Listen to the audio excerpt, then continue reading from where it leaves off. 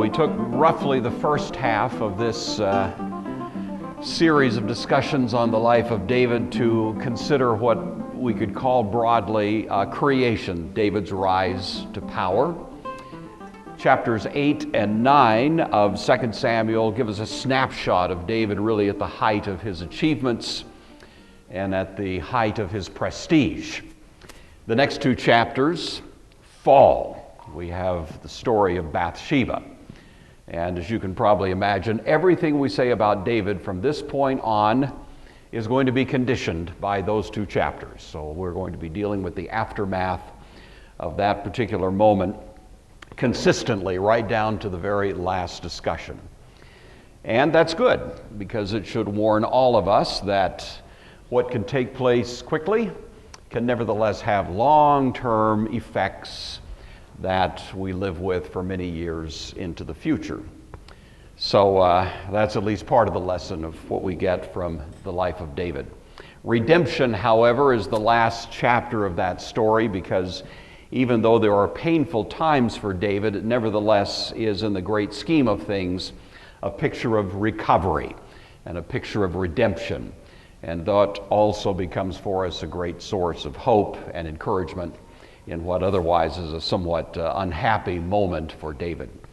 So that's where we are this morning. We are picking up with what happened immediately after, as the account is reported to us, the incident involving Bathsheba. And this involves a certain conversation that David had with a prophet by the name of Nathan.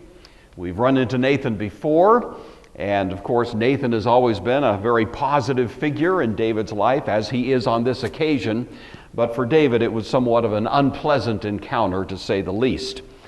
There have been some months that have passed. If we just do a little simple arithmetic, we know that by now Bathsheba, who is married to David at this point with the death of her husband, has given birth to a son, and this son is now some months old at least, maybe a little more. We don't know if he was a toddler. We don't know exactly what the time frame may have been. But in any event, we know that we've reached that point. So, for some time, David has been living with this conscience. Maybe he was thinking in his head, this is going to blow over. You know how it is sometimes if everything's quiet on the Western Front, you think, well, maybe this is just going to go away. And David has been nursing this along, not saying anything about it. Obviously, people here and there in the household and elsewhere knew what had happened. And yet David himself is keeping a strong face on the thing and just plodding along from day to day until this particular moment when Nathan shows up and we have this conversation. So it begins in chapter 12 of 2 Samuel, verse 1, the Word of God. The Lord sent Nathan to David. He came to him and said to him, there were two men in a certain city, one rich, the other poor. The rich man had many flocks and herds. The poor man had nothing but one ewe lamb, which he'd bought. He brought it up, grew up with him and his children. It used to eat of his meager fare, drink from his cup, lie in his bosom. It was like a daughter to him. Well, there came a traveler to the rich man, and he was loath to take one of his own flock or herd to prepare for the wayfarer who had come to him, but he took the poor man's lamb and prepared that for the guests who had come to him. Then David's anger was greatly kindled. He said to Nathan, as the Lord lives, the man who's done this deserves to die. All right. He'll restore the lamb fourfold because he did this thing and had no pity. Some of you know what the next verse says, but I'm going to keep you in suspense for a little while. And let's have a word of prayer and we'll get started. Our Father, we're grateful that just when we need it most, you send a healthy dose of truth into our swirling lives of self-deceit that we sometimes nurture along. We thank you that this prophet that you sent was able to pull David back to reality. We pray that we would take to heart the lessons that are set before us here, and as a result would be ourselves more deeply devoted to a life of integrity and pure-hearted worship before you. Asking all of this in the name of Christ. Amen. So, time has passed. David's conscience has been simmering, I suppose, we could probably assume. Nathan probably knew the story. He was an insider, and this is not the kind of thing you keep secret. And so he probably knew something of what had happened, but nevertheless, he didn't precipitously go and confront David until, by some means or other, God had given Nathan the prompt to do so. I think it probably took a little courage on Nathan's part. You don't go with kind of a, indifferent attitude to the king to call him on the carpet like this. Nathan didn't know that David's response was going to be something like, I've sinned against the Lord, as opposed to off with his head or something like that, Kings can do that sometimes. And so at this point, Nathan, following the counsel of David's son Solomon, embraced the proposition, the righteous are as bold as a lion, and went to confront David and told him a story. This is a case, actually. David is the chief judicial officer in Israel. It's his job to render judicial opinions and to pronounce sentences and give verdicts.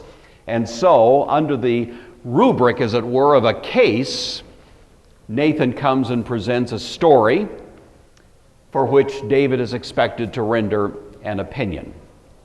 Well, the story involves a rich man who had a whole lot and a poor man who had very little. And of course, the rich man didn't want to take from his own wealth. He takes this one little lamb, slaughters it, serves it, even though it was like a daughter to the poor man. David would immediately identify with the story. He had been a shepherd.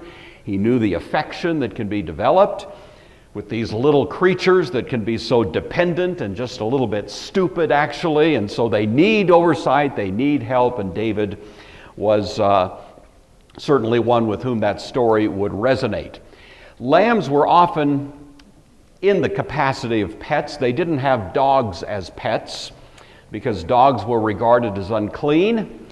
In the Old Testament, we never once hear dogs referred to in a positive sense. They're always scavengers. They're always those kind of animals that are sort of on the outside. And so in this case, we're not surprised to hear that it was a lamb that was this household pet that happens to be the subject of this story. So here comes a traveler to this rich man.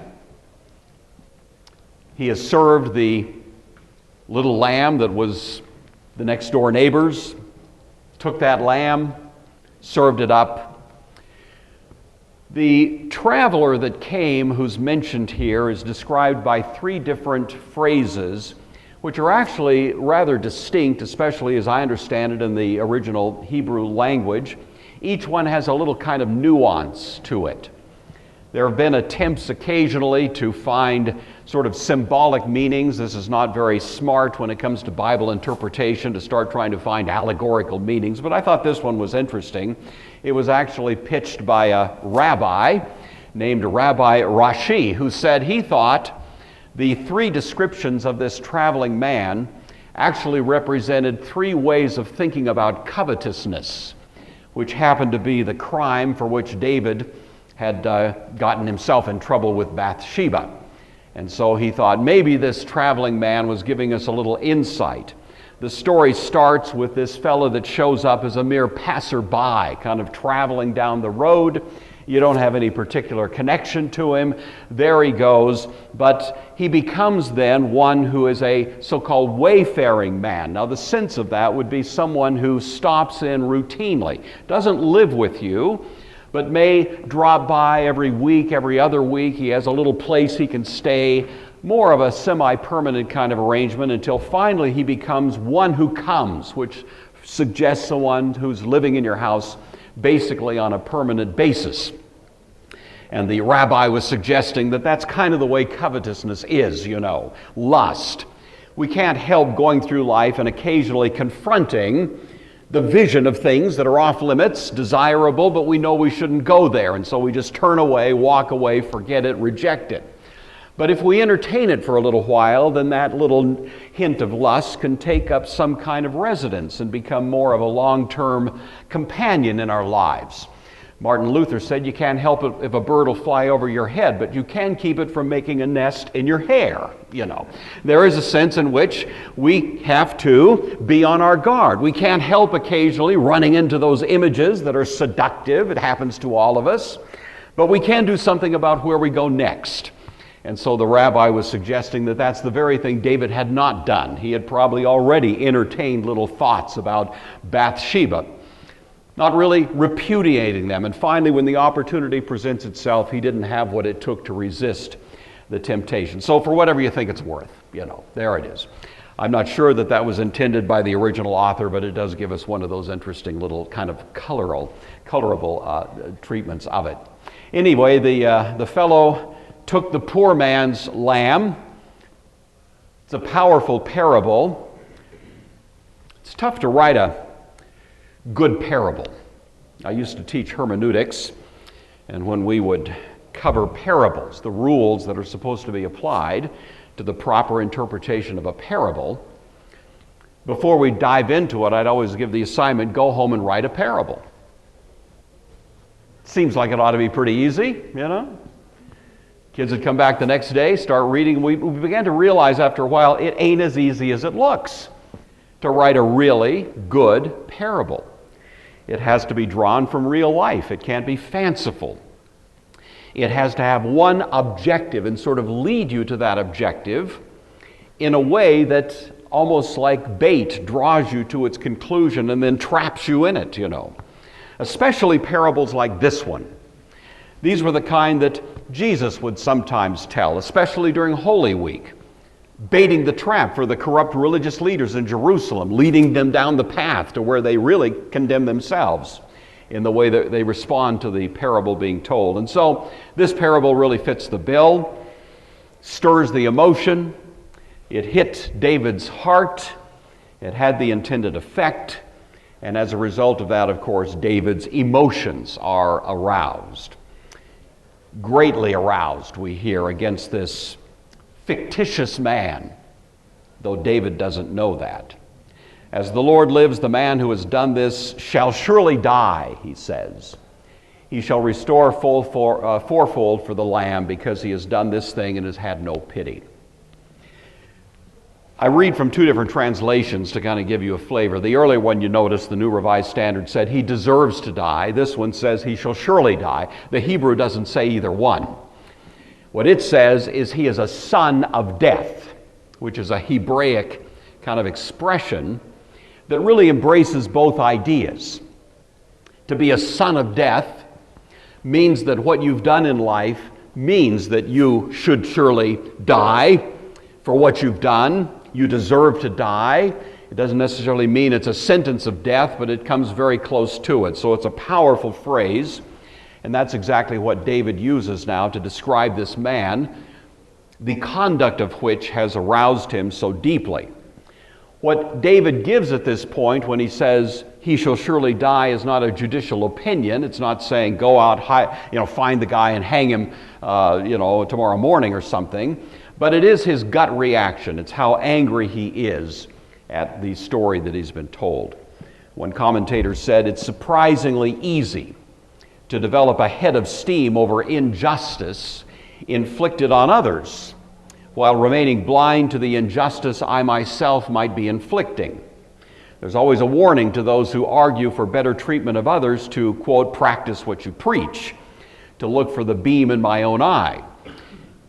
Sigmund Freud made famous in one of his so-called defense mechanisms something called projection. You all know that, don't you? I have bad attitudes, and I immediately project them on the people I see and assume they have all those same bad attitudes.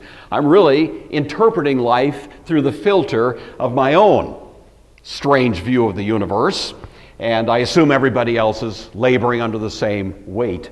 And that may be something of what happened with David. His reaction was certainly legitimate, and yet it may have even been an overreaction because he had something in his own psyche that suggested to him that he was guilty of the same thing, though he didn't quite recognize it was a story really about him. What he actually renders as an opinion here, a verdict, is exactly what Moses commanded. In the law of Moses, when the commandment, "Thou shalt not steal," is being construed, various examples, so-called casuistry, case law is provided, giving examples of how it should be applied. And one of the examples is, if a man steals a sheep, then he needs to pay it back fourfold. So David doesn't go beyond what the law of Moses required, even though he wanted to, And so at this point, he gives that verdict of a fourfold reparation. Interestingly, what happens in David's career is that God exacts from David that same fourfold reparation, as we'll see in just a moment. David snaps the trap. I'm sorry, not David. Nathan snaps the trap. Sorry. "Thou art the man. You're the man." Usually when we say that to each other, we mean it as a compliment. "Wow, you're the man." Slap on the back. This was not quite that. "David, you're the man." So it shows the power of a well-told parable. We mentioned earlier Jesus did this. If you read the parables he told during Holy Week, you see the same kind of thing going on. Nathan, in a sense, here is giving voice, I suppose you would say, to the conscience of David.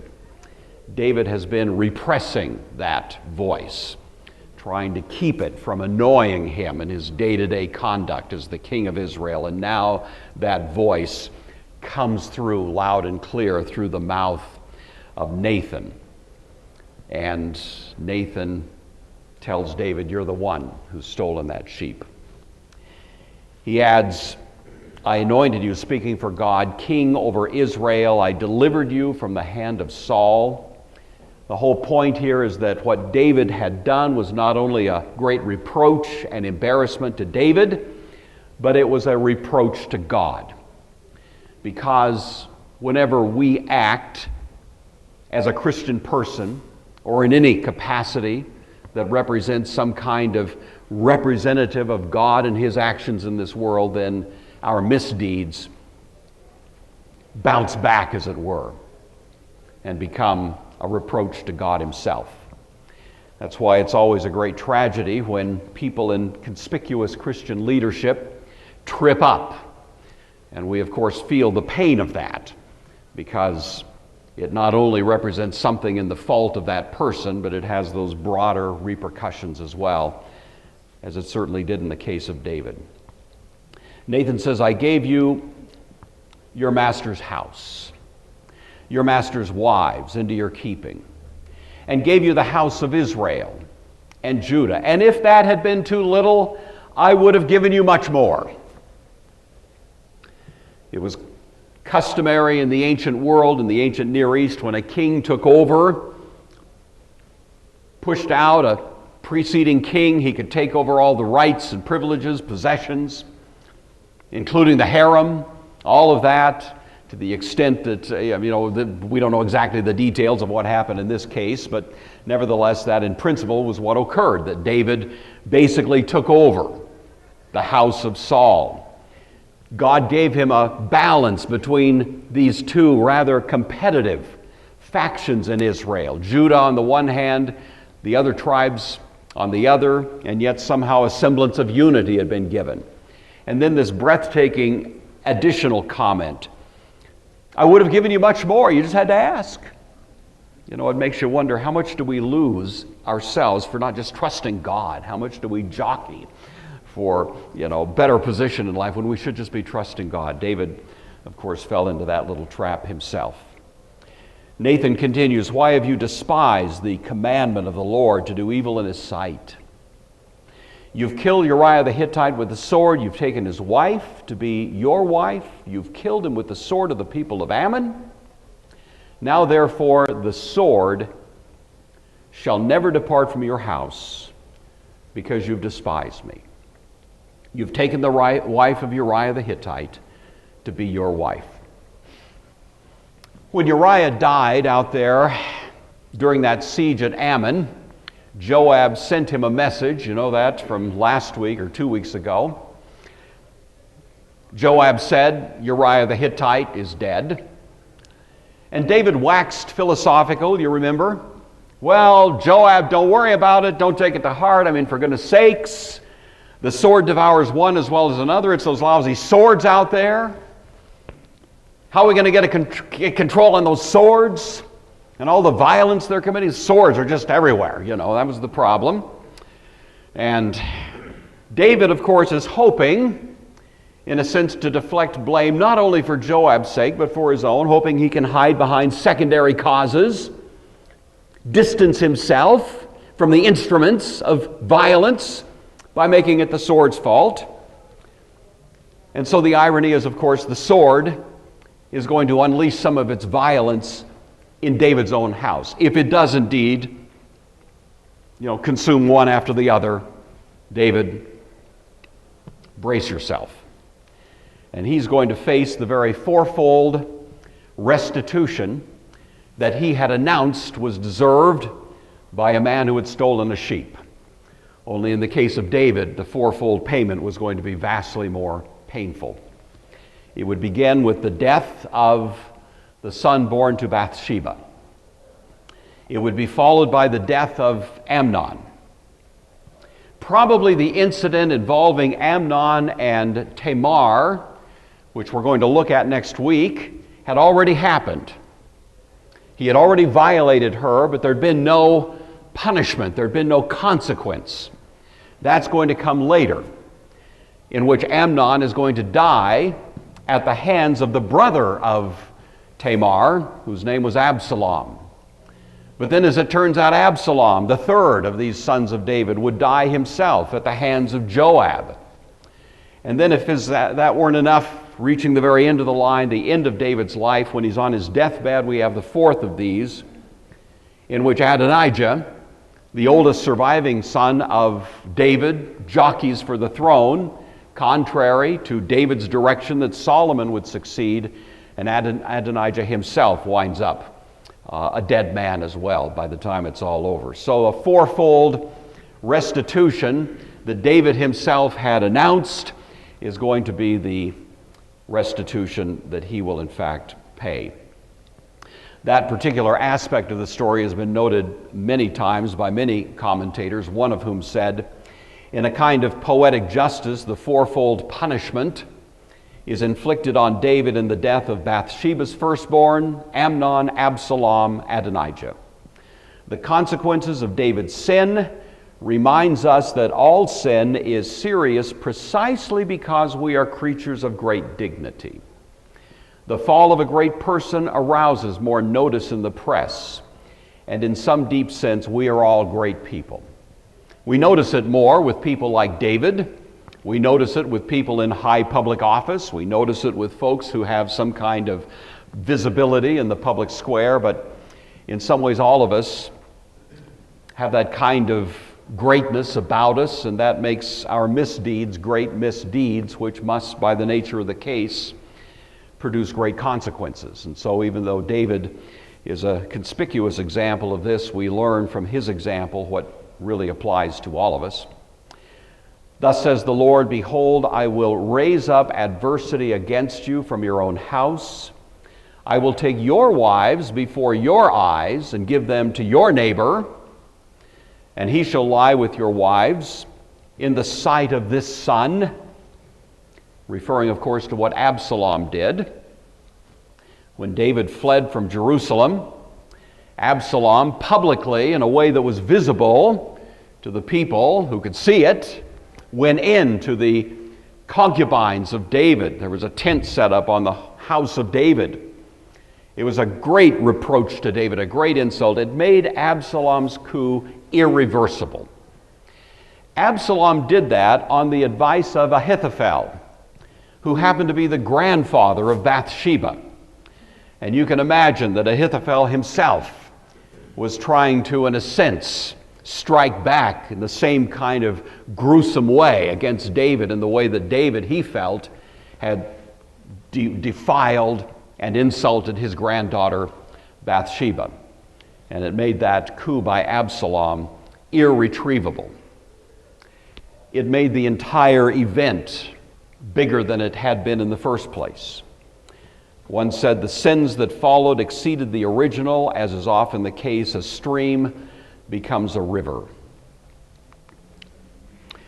Nathan concludes his indictment of David with the following: "You did it in secret, but I will do this thing before all Israel, before the sun." So, as commentators commonly note here, sin will always have this kind of private aspect. It's a rift with God. It can be deeply personal, can be deeply private, indeed secret. But inevitably there's always a rift with others, which is very often much more visible, much less private. And in fact, both of them are necessarily part of what happens when we violate God's laws for us. God has wired the universe such that God is not mocked. What a man sows, he reaps. And though we can find forgiveness through repentance, and God does lavish mercy upon us, it doesn't necessarily mean, of course, that the consequences go away. You all know that. You're all big boys and girls, aren't you? We've seen this again and again in our own lives and in the lives of others, that God can forgive and does forgive, but it doesn't give you a get-out-of-jail-free card. You know, there is still that necessary consequence, and David had to, of course, live with that now for years to come. David, I wonder what the expression was on his face as Nathan gave him this short speech. I wonder how long was the pause when he sat there in silence with that message thundering into his conscience. But what he says is very much to the point. I've sinned against the Lord. Nathan said to David, "Now the Lord has put away your sin. You shall not die. However, because by this deed you have given great occasion to the enemies of the Lord to blaspheme, the child also who is born to you shall surely die." So the heart of the matter, David has sinned. He acknowledges it. And at least at that point, we see the David that we have known and loved finally coming back into the picture. Psalm 51, of course, is the great poetic expression of what David says here in just a few words. "Against you and you only have I sinned and done this evil in your sight." That is the heart of the matter when it comes to our disobedience. It's sin against God, and in so doing, it becomes injurious to everybody else, you know. One commentator said, our sin is always sin against God.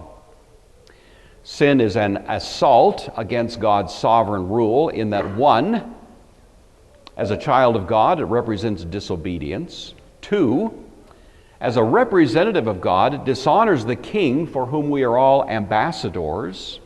Three, as a member of a community, it's an attack on other members of the same community. And you see kind of the broad waterfront of this whole thing. We violate this fellowship we have with God.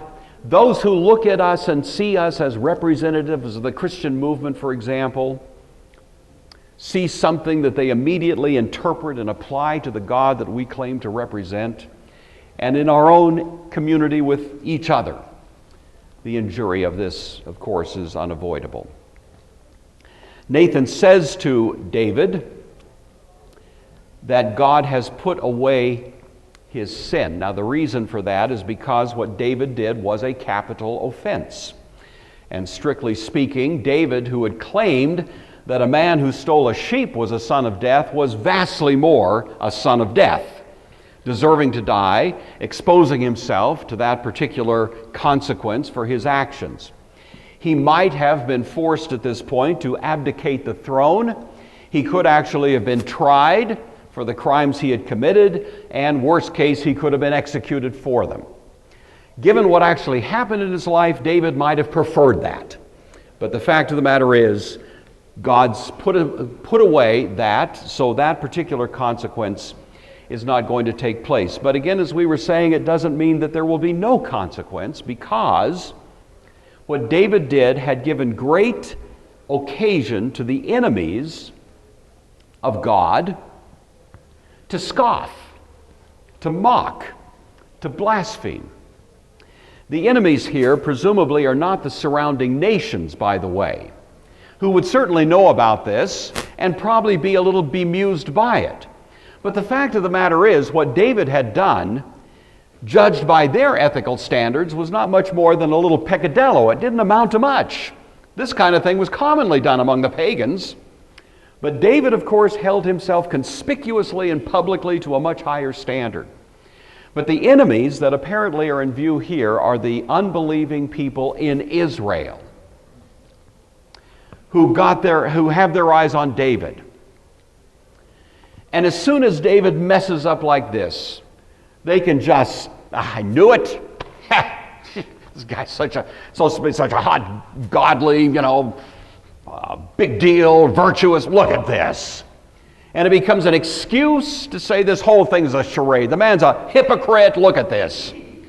And that, of course, becomes a wonderful excuse for me to pursue my own life of disregard of what otherwise should be the obligations of my life. And so, in order to prevent that from happening, it was essential that there be public, visible, well-known consequences, so that those who would be inclined to mock and scoff and be dismissive are forced to step back and recognize, sure enough, God is not mocked. And even a David is going to be paying the piper, you see. That's the way God has wired the universe. And that, of course, is something we've all seen many times in our own lifetimes, in the case of people in public position and elsewhere. This is the way God has put the universe together. There is a principle of righteousness at the heart of it that is as certain as the principle of gravity. Now, you can jump off a roof and defy the law of gravity for a while. And I can jump off the moral roof and defy God's law for a while. But God has built that righteous rule in just as surely as He's built gravity into it. And so the lesson here is one that I think we could predict just from what we know about the way life has to be. The occasion to blaspheme that's mentioned here reminds us of what we've all seen, of course, how quickly the press seizes on some flaw in the character of Christians in the public eye. It adds fuel to the claim that the church is filled with hypocrites. You got that right. I'm first in line, by the way, in case you were wondering. The world is always looking for an excuse to blaspheme and finds the excuse easily enough. We should, as Christians, turn the attention to Christ Himself. His life was flawless, regardless of how closely scrutinized, but the Apostle John says, quote, "Then the high priest questioned Jesus about his disciples." There's the rub, he concludes. It's the disciples of Jesus that are the problem. And that includes some of us in this room, I suspect, right? But anyway, that's the reason. That's the reason these things have to play out this way, is because that's the way God has established a principle of vindicating truth and righteousness among us. Well, Nathan went home. Soon enough, the Lord struck the child that Uriah's wife bore to David. It became ill. David therefore pleaded with God for the child and fasted and went in and lay all night on the ground.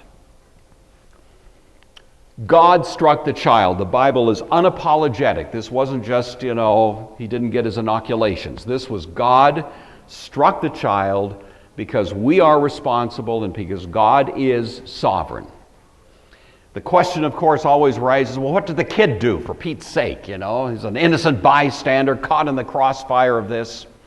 And that is certainly a legitimate question to raise, to which one commentator responded, well, what of all the innocent children who have been damaged by the misdeeds of their parents? Isn't that the story? I mean, every one of us in this room who's a parent or grandparent knows the truth of that. That when we do things that are less than the call of Christ in our lives, there are repercussions, and our kids oftentimes pay the price. And it wasn't their fault, but the fact of the matter is often the sins of the fathers are visited to the third and fourth generations. And so we need to think about that. We don't live in a bubble. We don't live by ourselves. Our behavior affects those around us. And David learned it in a rather dramatic way. Well, David went in, not into the temple. The idea is went into some kind of private room, maybe a chapel in his own home or something like that, prostrates himself, fasting, pleading, grieving, of course, for a sick child who he anticipates will likely die in the next few days, grieving for the mother, Bathsheba, and the grief that obviously she's going through, his own sense of loss, and especially, of course, the sin that he'd committed that was the cause of all of this. It's also important to note that he's doing this because it was that the people should know that he was repentant. He is actually taking the role of a condemned man, pleading for mercy, only in this case pleading for it on behalf of the stricken child. The elders in the house didn't quite know what to make of it. The servants in the house, seeing this, arose and went to him to raise him up from the ground, but he would not, nor did he eat food with them. Then on the seventh day it came to pass that the child died. The servants of David were afraid to tell him that the child was dead. They said, wow, when the child was alive and we spoke to him, he wouldn't heed our voice. How can we tell him the child is dead? He may do some harm, meaning harm to himself. When David saw that his servants were whispering, David perceived that the child was dead. Therefore David said to his servants, is the child dead? And they said, he's dead. So David had fasted. He'd been pleading for a week that God would extend mercy. I have to say it's astonishing to me how David did this in a way that was intended to be known. He's humbling himself in a way that's supposed to be recognized publicly, and he's doing it over the death or the prospective death of one child. There have been times in church history when God's people have done something like that they have gone into times of mourning, fasting, praying, pleading with God for the sins of the culture in which they reside. We don't see a whole lot of that in our culture. If you don't mind me pointing out, we're losing about 3,000 unborn children a day in this country. We probably should be doing a little bit less politicking, a little bit more praying and fasting and weeping so that it is seen publicly the grief that we feel over that great crime. Well, David did it. The servants of David, seeing the grief he was in, thought his grief was simply over the prospect of losing the child, and their fear was if the child died, he would be plunged into an even greater morose and depression and despondency, and even possibly become self-destructive. That's what they thought the trajectory of this train was, And so they're fearful for David, because when they know that the child is dead, they just don't know what to expect next. And that's why they were trying to keep the news from him, at least for a time, to figure out what to do. But of course, David's response is quite surprising to them.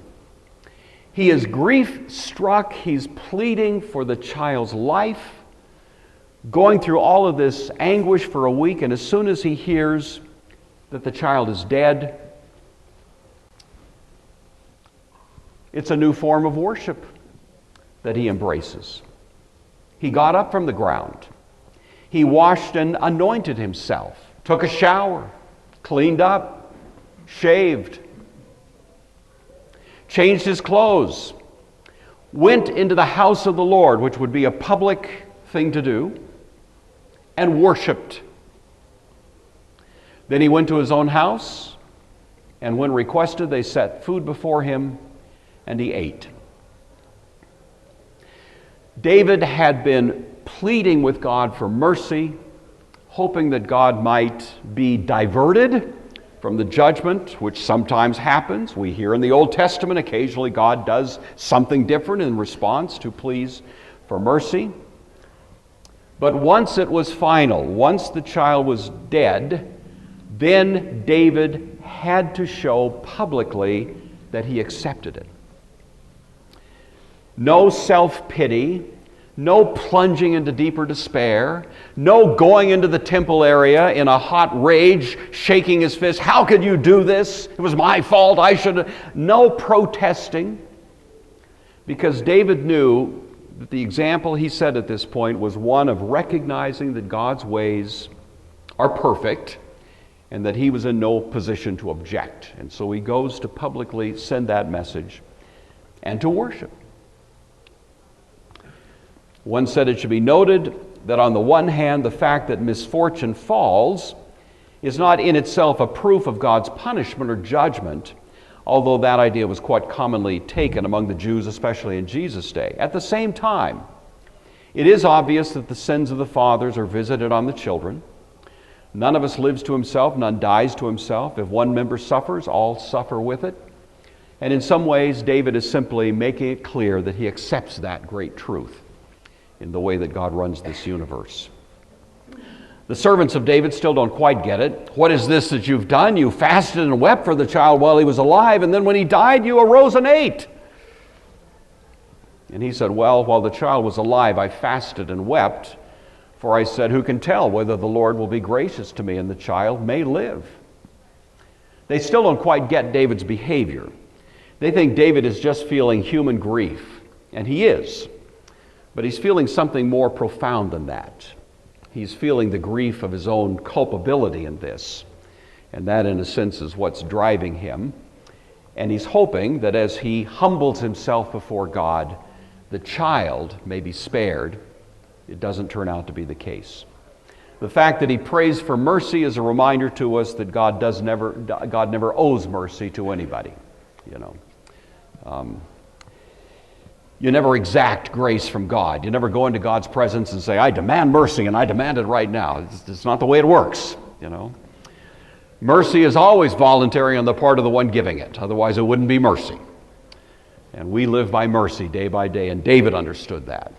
He had no room to protest at what God decided to do, but nevertheless, he could hope for something else, which didn't turn out to be the case. David says, now that he's dead, why should I fast? Can I bring him back again? I'll go to him eventually, but he'll never return to me.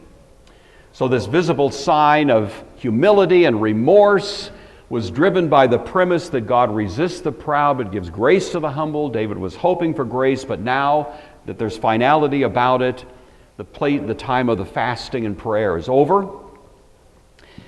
Once a person's dead, there's no further place for prayer. We in our Protestant tradition have parted company with our Catholic friends over this and a variety of other points because, the Catholic tradition prays for the dead, believing that prayers for the dead can actually alter the circumstances of their present situation.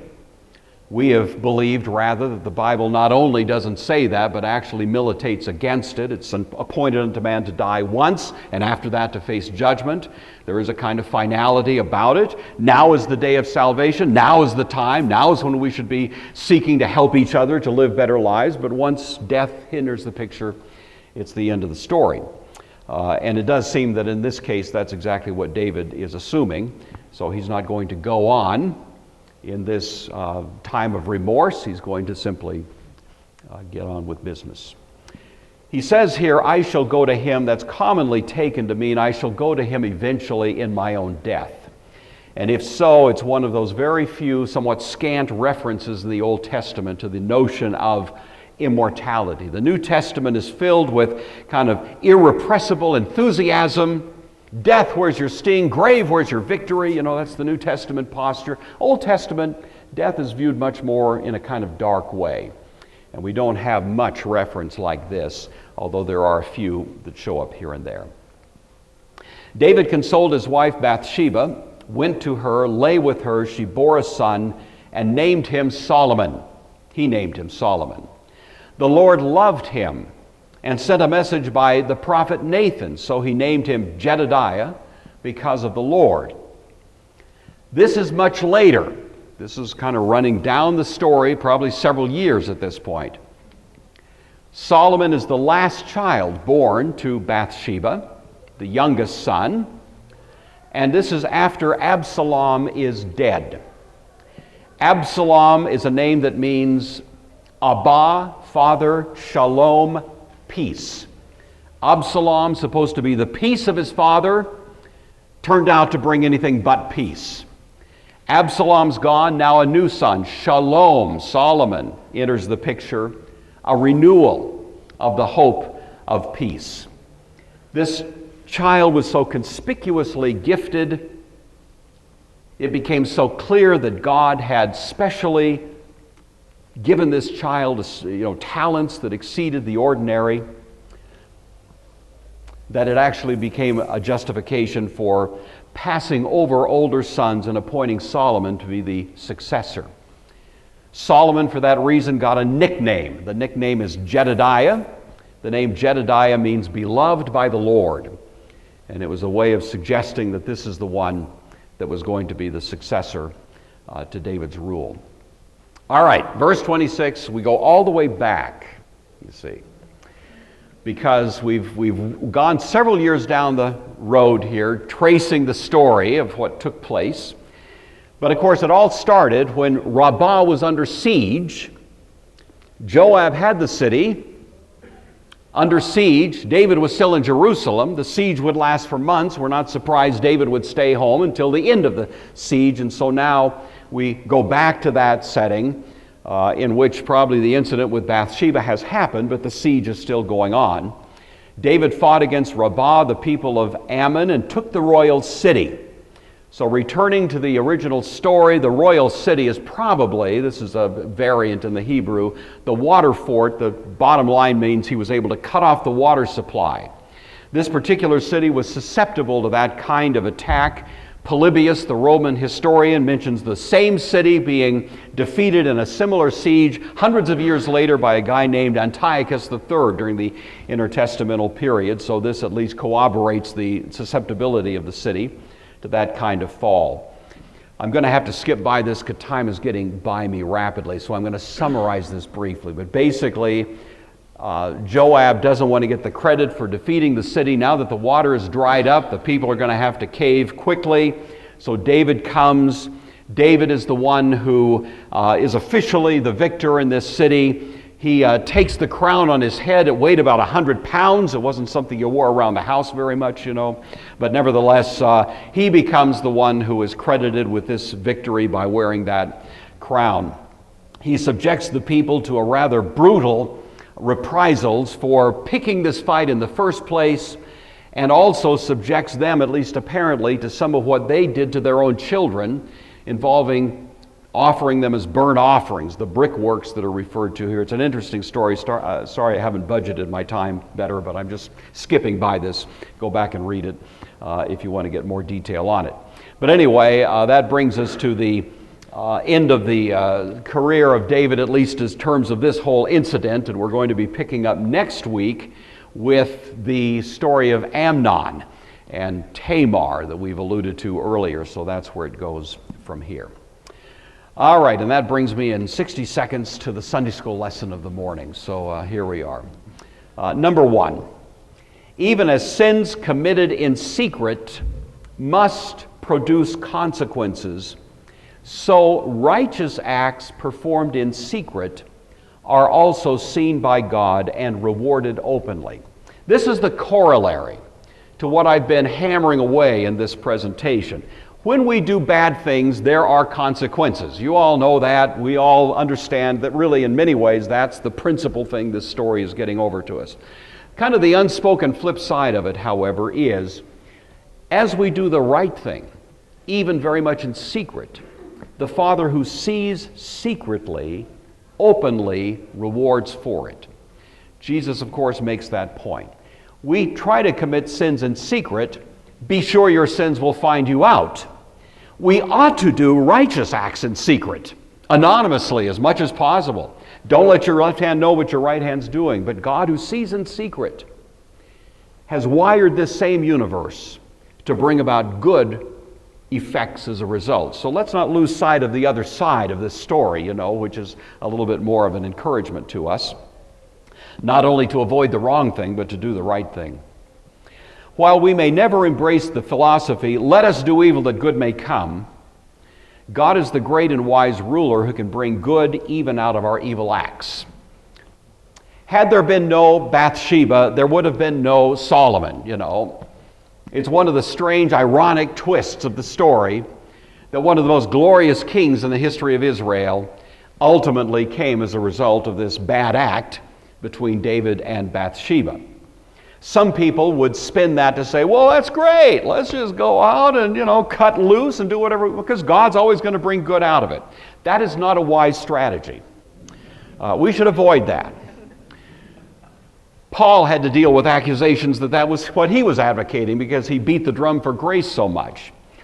We are always responsible, but we should never believe that God is somehow unable, even out of the awful things we can sometimes do, to nevertheless accomplish good results. God causes all things to work together for good to those who love Him and are called according to His purpose. It's never an excuse for misdeeds on our part, but it is a great source of confidence and faith, even in our failings, to know that God is not put at loose ends, that God is not somehow twisting in the wind, beating, biting His nails, wondering what I'm going to do about this. Look at the mess they've made. Now I'm in trouble.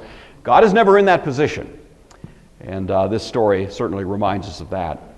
The honesty of the Bible in treating its heroes stands as an encouragement that God uses very ordinary folks to accomplish extraordinary purposes.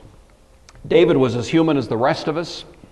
Most of the folks that we run into in the Bible are very ordinary, very fallible, and yet we're astonished at how often God does good things, extraordinary things through quite ordinary people.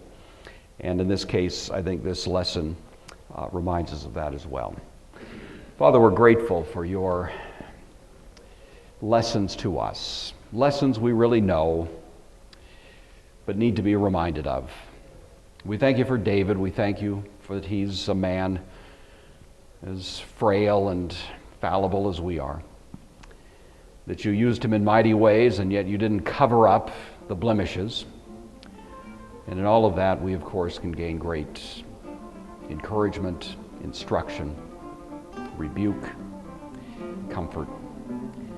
We give you thanks for it. Ask your blessing on us now as we go our various ways. We pray that in all of this, Christ would be honored in our lives as we point people to Him.